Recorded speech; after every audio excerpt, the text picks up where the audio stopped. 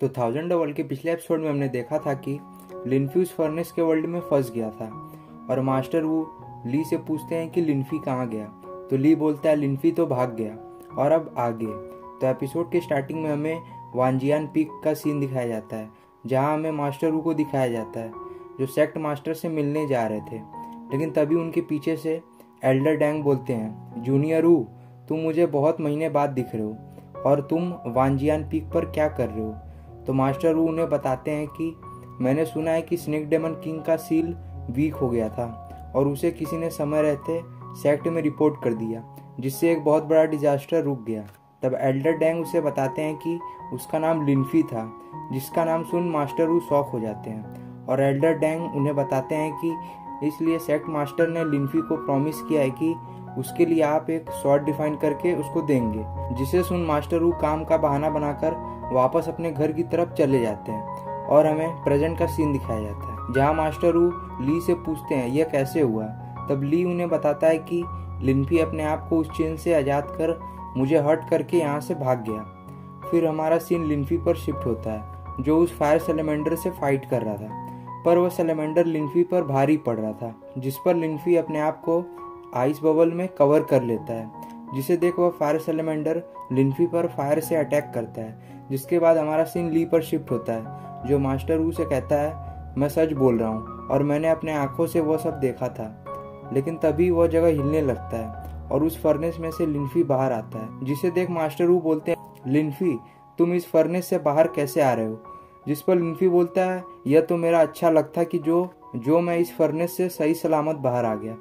तब मास्टर वू ली से बोलते हैं तुम मुझे सच बताओ आखिर क्या हुआ था। तब वह उन्हें सब बात बता देता है और बोलता है मुझे माफ कर दीजिए, मुझसे गलती हो गई।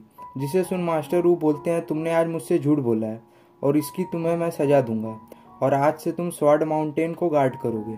और ली वहां से चला जाता है। फिर हमें थोड़ी देर बाद का सीन दिखाया जाता है, जहाँ मास्टर वू लिनफी से बोलते हैं तुम इस फर्नेस के अंदर कैसे चले गए। जिस पर लिनफी बोलता है वह बस एक्सीडेंटली हो गया था, लेकिन मेरी किस्मत अच्छी थी कि मैं इस शॉर्ट फर्नेस से बाहर आ गया। जिस पर मास्टर वू सोचते हैं कि यहाँ पर लिनफी के पास जरूर ही फायर कंट्रोल स्किल है, लेकिन वह इसे बता नहीं रहा। और वह लिनफी को बोलते हैं ठीक है, अगर तुम फर्नेस के बाहर कैसे आए यह तुम नहीं बताना चाहते हो तो कोई बात नहीं, मैं तुम्हें फोर्स नहीं करूँगा। और वह लिनफी को बताते हैं कि मेरे पास यहाँ पर लेवल 3 का मटेरियल है, जिससे मैं तुम्हारे लिए मीडियम ग्रेड का वेपन बना सकता हूँ, और अगर तुम्हें हाई ग्रेड का वेपन चाहिए तो उसके लिए मैं मटेरियल अरेंज कर सकता हूँ, लेकिन इसके बदले में तुम मुझे वह फायर कंट्रोल स्किल देना पड़ेगा। जिसे सुन लिनफी सोचता है कि मैं आपको इतनी आसानी से यह फायर कंट्रोल स्किल के बारे में नहीं बताऊंगा। और वह मास्टर वू को कहता है कि मेरे पास मेरे वेपन का मटेरियल है, और वह मास्टर वू को वह फिनिक्स आयरन दे देता है। जिसे देख मास्टर वू हैरान होकर बोलते हैं यह तो फिनिक्स आयरन है और मुझे लगा नहीं था कि मैं इस लाइफ में इसे देख भी पाऊंगा। और वह लिनफी को कहते हैं इससे मैं तुम्हारे लिए एक पावरफुल हाई ग्रेड वेपन बना दूंगा, तुम मुझे बस 1 हफ्ते का टाइम दो। जिसके बाद लिनफी मास्टर वू को ग्रीट करता है और वहां से अपने घर की तरफ चला जाता है, जहां जब वह पहुंचता है तो देखता है कि एक बंदा जिसका नाम सीही होता है, जो टियानसुआन पीक का होता है, जो उसके पीक के कुछ डिसाइबल को बुली कर रहा था, जिसमें सोंगयान भी होता है, जिससे एक कट लग जाता है। तब लिनफी सीही से बोलता है रुक जाओ, और वह सोंगयान को उठाते हुए बोलता है तुम ठीक हो। और वह सीही को बोलता है तुम्हारी इतनी हिम्मत कि तुम मेरे पीक में आकर मेरे ही पीक के डिसिपल को बुली करो। और वह सीही पर अटैक करने चला जाता है, जिसे देख सीही भी अपने शॉट से लिनफी पर अटैक कर देता है और वह लिनफी को अपने शॉट से घेर लेता है। जिसे देख लिनफी बोलता है यह तो टियानसुआन पीक का सबसे डिफिकल्ट मुआनयान शॉट फॉर्मेशन है। फिर हमें सीही दिखाया जाता है, जो बोलता है कि देखता हूँ तुम मेरे कितने शॉट को रोक पाओगे। और वह लिनफी पर शॉट से अटैक करने लगता है, जिसे देख लिनफी उस शॉट को डिस्ट्रॉय करते हुए सीही की तरफ बढ़ने लगता है। लेकिन तभी वह सभी शॉट लिनफी के बगल से चली जाती है, जिस पर सीही बोलता है तुम हार गए, और लिनफी की स्वॉर्ड भी टूट जाती है। पर लिनफी बोलता है किसने कहा कि मैं हार गया, और वह किसी खतरनाक टेक्निक का यूज करने लगता है। जिसे देख सीही भी अपने एक टेक्निक का यूज करता है, जिसे लिनफी अपने एक हाथ से रोकते हुए दूसरे हाथ से सीही पर अटैक करता है। जिसे देख सीही बोलता है मैं हार गया। जिस पर लिनफी बोलता है शायद मैं आज लक्की था, जिसके कारण तुम आज मुझसे हार गए। तब सीही बोलता है रिले असेंबली टूर्नामेंट जल्द होने वाला है, जिसमें हमें एक बार और फाइट करने का चांस मिल सकता है।